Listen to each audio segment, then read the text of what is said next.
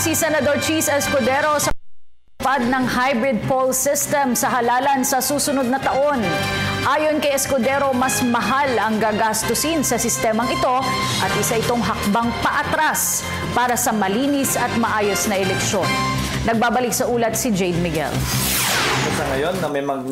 Mariing tinutulan ni Senador Cheese Escudero ang hybrid poll system na isa pa rin sa kinukonsidera ng COMELEC na gagamiting sistema para sa susunod na eleksyon. Ang hybrid system o ang tinatawag na Percent Automated Tally System o PATAS ay kombinasyon ng manual at automated na proseso. Para sa senador, isang hakbang ito paatras sa hangaring magkaroon ng isang malinis patas na halalan.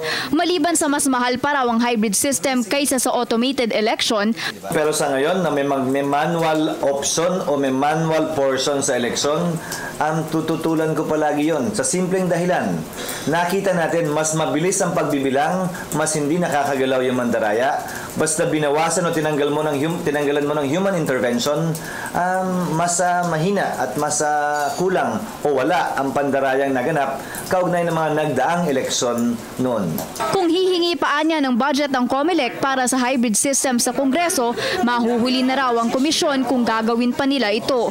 Ang problema, baka kulangin na sila sa panahon approve ng budget, pero yung bidding procedures, yung mga requirements ng batas sa pag-award, kailangan pang i-print yun, lahat yun kailangan may sagawa at magawa way before the 2016 elections. Kaya yung decision nga at pagpasya kung ano ba talaga ang gagamitin nila, dapat gawin nila in the next couple of weeks. Hindi na dapat umabot ng Setyembre yan pagharap nila sa budget sa amin.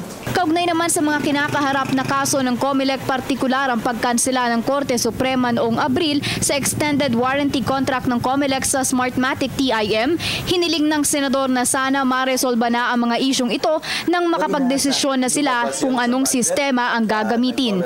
Kamakailan lamang nagpasya ang COMELEC pasa ang Smartmatic sa technical requirement nito at bilang supplier ng optical mark readers na maaaring gamitin sa halalan sa susunod na taon.